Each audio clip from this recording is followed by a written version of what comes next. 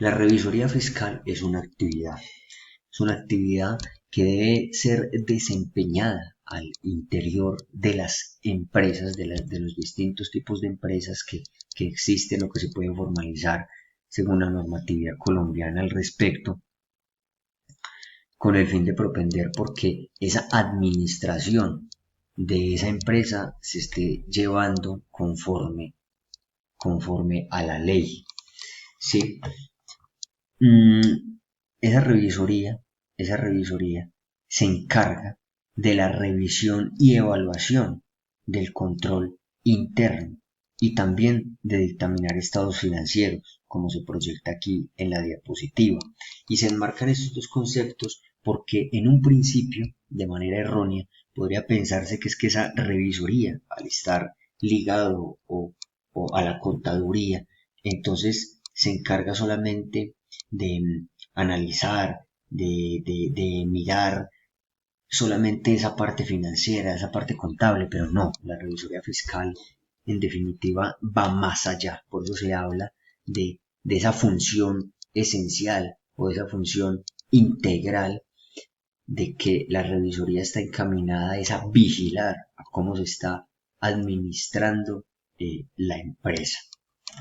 Ya lo manifestaba Correa y Vega en la definición del concepto de revisoría fiscal en Colombia a través de la revisión documental, que es que la revisoría fiscal, si bien nació a través de medios legales, su evolución y su grado de importancia en la sociedad lo dan es precisamente a través de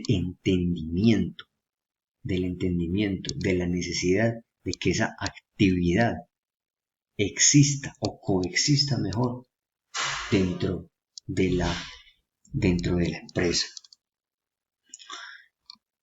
Se habla desde la revisión hasta la evaluación y aquí nos podemos ligar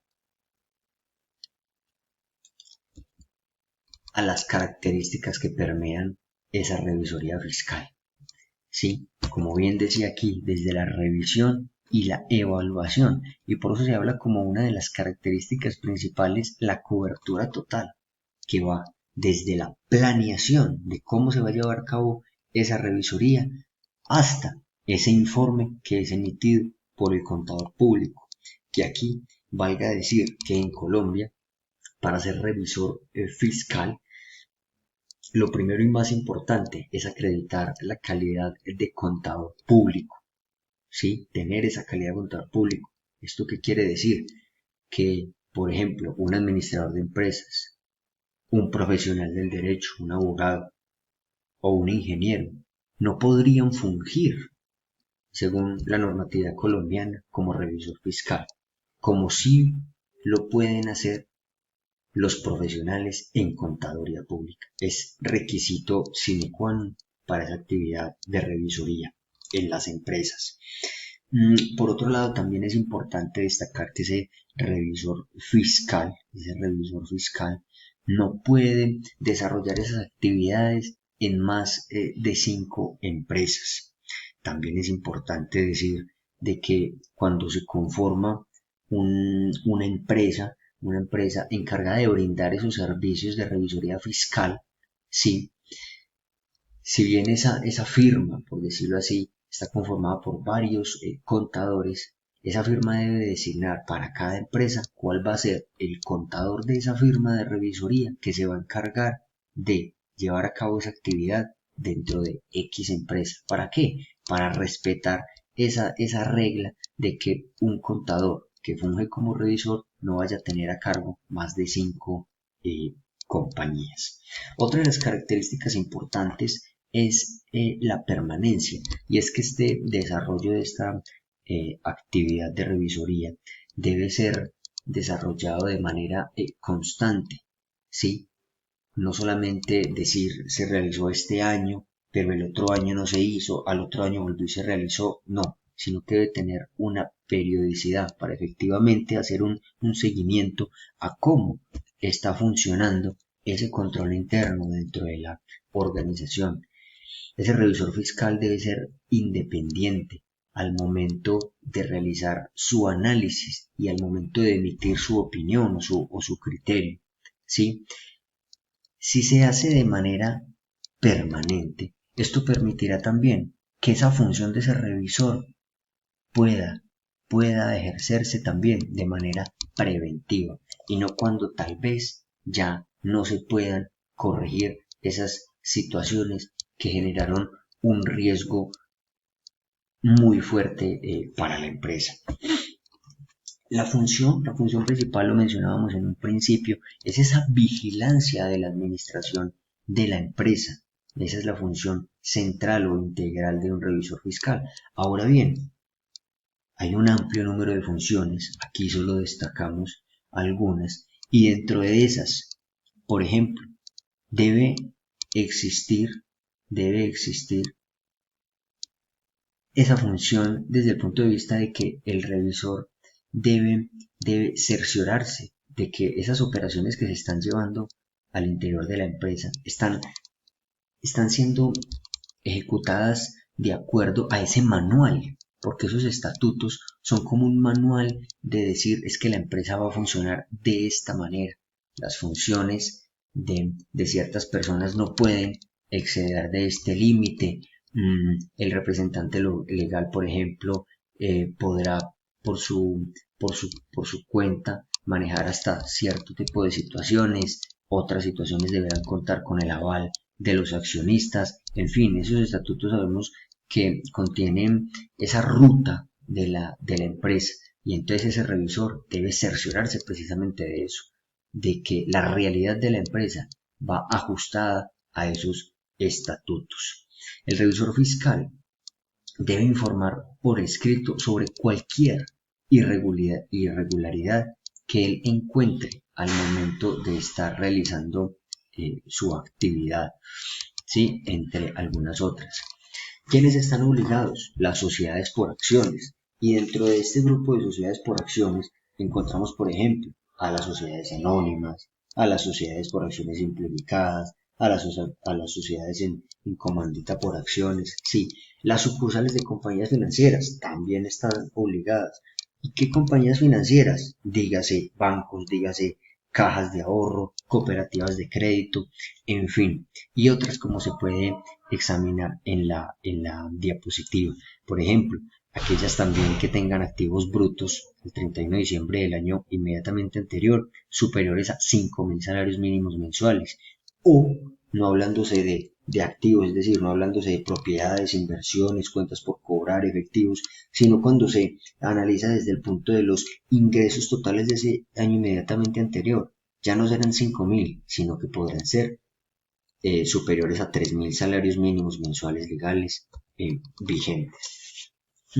Dentro de la ética de este profesional que debe tener el revisor, encontramos este listado que se enuncia de acá, del cual podemos destacar, por ejemplo, la independencia, y es decir, ese revisor fiscal no debe depender de unos accionistas, no debe depender de un representante legal que le diga esta información debe aparecer en el informe y esta por favor omítala. No, es a criterio de lo que él bajo su desarrollo haya encontrado, ¿sí? Otra, por ejemplo, está la objetividad y es precisamente que ese informe que él va a emitir se emita de acuerdo a lo que él evidenció, a lo que él encontró en la realidad y en la documentación, ¿sí? de ese análisis exhaustivo que realizó. Dentro de las normas de auditoría encontramos las normas personales, las normas relativas a la ejecución del trabajo y las normas relativas a la rendición de informes. Se habla también de que una auditoría es integral porque anteriormente hubo una época en donde se hablaba simplemente de ellas, pero de manera separada. Ahora se tratan como un conjunto, desde lo financiero, el cumplimiento, el control interno y la gestión. Por eso se enunciaba en un principio que no se trata simplemente de estudiar o de avalar los estados financieros, sino que es en su integridad la realidad y la forma en cómo se está administrando la empresa. Dentro de esas etapas que se desarrollan en un proceso de auditoría están la etapa inicial, etapa de desarrollo y la etapa final. En esa etapa inicial es como donde se enuncia esas características generales de la empresa. Entonces, el nombre de la empresa, qué periodo se va a auditar, ubicación, quién es el representante legal, por si hay algún número de empleados. ¿Sí? Es una descripción muy general para poder a partir de ahí, ¿sí? Que es como esa planeación de acuerdo a esas características de la empresa, cómo se va a empezar a desarrollar esa auditoría. En esa etapa de desarrollo, en la posterior etapa, se habla de unos papeles de trabajo y esos papeles de trabajo no son nada más que unos soportes o unas planillas que el revisor dentro de su función va diligenciando conforme lo que él va encontrando en la empresa, ¿sí? Es de destacar que esos papeles de trabajo son de propiedad, no tanto de la empresa, sino son propiedad del revisor fiscal. Ahora bien, en esa etapa final, él no entrega como tal es un resultado, este es el resultado y ya. No, en esa etapa final debe estar absolutamente todo lo anterior, es decir, esa etapa inicial, ¿sí? Esa etapa inicial, porque también de ahí, si no se identificó bien esa empresa, entonces a partir de ahí las otras etapas pueden verse alteradas. Entonces en esa etapa final es un compendio de todo ese proceso que desarrolló el revisor fiscal en su trabajo, qué metodología utilizó también, y al final dar ese criterio o dar esa opinión respecto a lo que él evidenció, ¿sí? Frente a cada área, o por decir algo, los contratos, entonces identificar de pronto que él notó en los contratos que no se está ejecutando como debe ser, en la causa, qué efecto y qué recomendaciones respecto a eso se pueden tener. Mm, Valga destacar aquí, por ejemplo, dentro de la bibliografía, un trabajo de Molano y Moreno respecto a las responsabilidades y sanciones que puede tener un revisor fiscal. Y es muy interesante porque es que un revisor fiscal puede tener sanciones desde lo civil, porque es que puede causar perjuicios a la sociedad, desde lo penal, por ejemplo, en el caso de emitir una certificación falsa, desde lo administrativo, pues si no cumple con las funciones que le asignó la ley, y desde lo disciplinario, ¿por qué? Porque no respetó, no siguió el código de ética que le compete, ¿sí? Por ejemplo, Salazar y Montealegre destacaban muy importante esa labor desde la planeación, en donde se dice que es que en esa planeación es tan importante porque es desde ahí donde se evalúan unos sistemas de contabilidad, es en esa planeación donde se comprende, como lo decíamos anteriormente, esa naturaleza de la empresa, donde se empiezan a identificar los riesgos, ¿sí? Y a partir de ahí elaborar como ese plan de fiscalización que se va a llevar a cabo. En otro trabajo, por ejemplo, de Cárdenas y Martínez, era muy interesante porque él analizaba unos casos en los cuales un revisor fiscal había o revisores fiscales en diferentes escenarios habían incurrido o violentaron el régimen de inhabilidades. Por ejemplo, una persona, un profesional en contaduría que fungió como contador y no esperando un año posterior a la terminación de su labor como contador, fungió como asesor jurídico, lo cual no se puede por ley. Otro, por ejemplo, de una persona que empezó a desempeñar un cargo como administrador dentro de una empresa sin haber transcurrido el año luego de haber sido revisor fiscal de esa empresa. Otra, por ejemplo, de que tenía parentesco dentro del cuarto grado de consanguinidad con el representante legal de una empresa y aún a sabiendas de eso fungió como revisor fiscal.